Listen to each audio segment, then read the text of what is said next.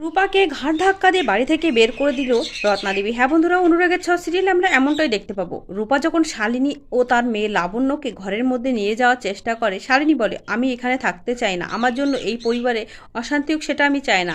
কিন্তু রূপা বলে শালিনী আন্টি, তুমি তো এতদিন ওকে নিয়ে একা একা এত কষ্ট করেছো, তোমার এই শেষ কটা দিনে তুমি চাও না তুমি তোমার মেয়ের সাথে কাটাও? শালিনী বলে চাইলেও আমি এখানে থাকতে পারবো না। তখন রত্নাদেবী সেখানে এসে যায় আর রূপা চুরির মুঠি ধরে ঘর থেকে বের করে নিয়ে আসে। আর রূপা বলে দিদা তুমি এগুলো কী করছো আমার সাথে? তখন রত্নাদেবী বলে তোর জন্য আমার মেয়েটার সংসার শেষ হয়ে গেল, আমার মেয়েটা মরতে বসেছে, তোকে আগে এই বাড়ি থেকে বের করব, তারপরে আরও দুজন রয়েছে তাদেরকে এই বাড়ি থেকে বের করতে হবে। ওদিকে হাসপাতালে যখন উর্মি মৃত্যুর সাথে লড়াই করে, তখন জয় সূর্যকে কথা শুনিয়ে বলে দাদাই, রূপা এটা একদম ঠিক করলো না, রূপা আমার সংসারটা এভাবে শেষ করে দেবে আমি ভাবতে পারিনি, রূপার জন্য আজ উর্মি মরতে বসেছে। সূর্য তখন জয়কে বলে তোর এখনও লজ্জা করছে না ভাই? তুই এত বড় একটা অন্যায় করেছিস আর এখনও আমার মেয়ে রূপাকে তুই দোষারোপ করছিস, এটা সব কিছুর জন্য তো তুই দায়ী। তুই কি করে পারলি উর্মির সাথে এটা করতে? কাকিয়া সেখানে আসে আর রত্নাদেবীকে আটকানোর চেষ্টা করে, কিন্তু রত্নাদেবীকে কিছুতেই আটকে রাখা যাচ্ছে না। সে রূপাকে টানতে টানতে নিয়ে আসে গেটের কাছে আর ধাক্কা দিয়ে ফেলে দেয়।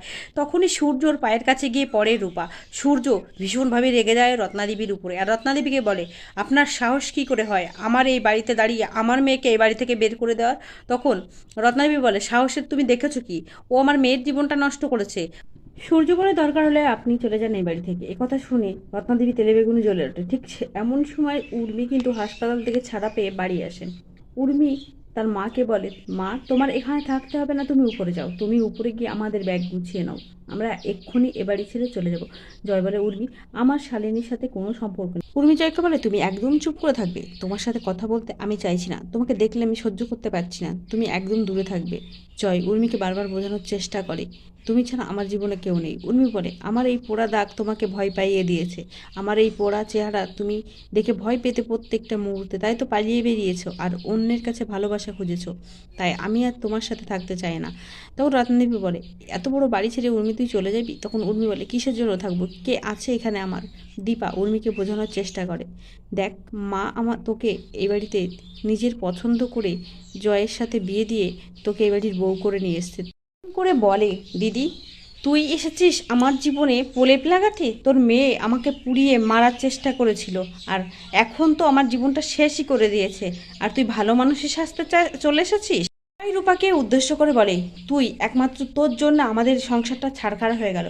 তখন রূপা তার কাকাইকে বলে তোমার এখনও লজ্জা করে না কাকাই, তাই না? তুমি এখনও বড় গলায় কথা বলে যাচ্ছ আমার জন্য। আমার জন্য তোমাদের সংসার নষ্ট হয়েছে না তোমার জন্য? তুমি এই নোংরা কীর্তি করে বেরিয়েছো বলেই তো আজ তোমার সংসারটা এমন হয়ে গেছে। তুমি কখনো তোমার পরিবারকে ভালোবাসনি, যদি ভালোবাসতে তাহলে তুমি বাইরে কোথাও সম্পর্কে জড়াতে না। উর্মি রূপাকে বলে পরিবারের তুই কি বুঝিস? তুই তো রাস্তায় রাস্তায় বড় হয়েছিস, তাই পরিবারের মানেটা বুঝিস না। রূপা বলে কাকিয়া আমি না হয় রাস্তায় রাস্তায় মানুষ হয়েছি, কিন্তু তোমরা তোমরা তো এক পরিবারে থেকে পরিবারের মানেটা বুঝতে পারলে না। কাকাই এক পরিবারের থেকে আলাদা হয়ে গেল, অন্য জায়গায় সম্পর্কে জড়ালো, কি করে সেটা হলো? এক পরিবারে থাকলেই কি সবাই ভালো থাকা যায়? উর্মি যখন রূপাকে বলে বাজে মেয়ে, রাস্তার মেয়ে একটা, তখন সূর্য প্রতিবাদ করে উর্মির উপরে বলে রাস্তার মেয়ে মানে ও আমার মেয়ে, তুমি ভদ্রভাবে কথা বলো উর্মি ওর সাথে, আর ও তো তোমার মেয়ের মতো তাই না? তখন উর্মি বলে মেয়ের মতো মানে? ও আমার জীবন নষ্ট করেছে, ওকে আমি মেয়ের মতো ভালোবাসবো?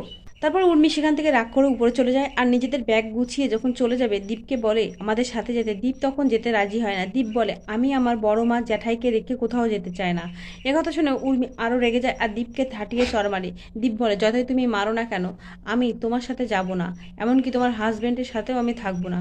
দীপ তার বাবার উপরে এত রেগে যায় যে নিজের বাবাকে বাবা বলেও সম্বোধন করে না। উর্মি দীপাকে কথা শুনিয়ে বলে দেখেছিস তো তোরা সবাই মিলে কেমন করে আমার জীবনটা নষ্ট করে দিয়েছিস, তোর মেয়ে তো আমার জীবনটা শেষ হতে কোথাও বাকি রাখেনি, এমনকি তোরা এতটা আদর যত্নে আমার ছেলেটাকে আমার কাছ থেকে কেড়ে নিয়েছিস, এত আদর যত্ন ভালোবাসা দিয়ে এখন আমার ছেলেও আমার সাথে থাকতে চাইছে না।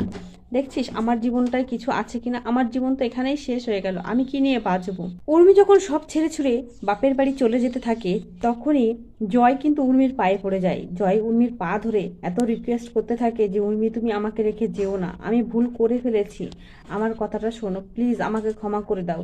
উর্মি বলে তোমাকে ক্ষমা করব আমি? কোনোদিন না, তুমি আমার মনে কোনো জায়গা আর কেড়ে নিতে পারবে না। তোমাকে আমি ঘৃণা করি জয়, তোমার জন্য আমার মনে কোনো অনুভূতি নেই।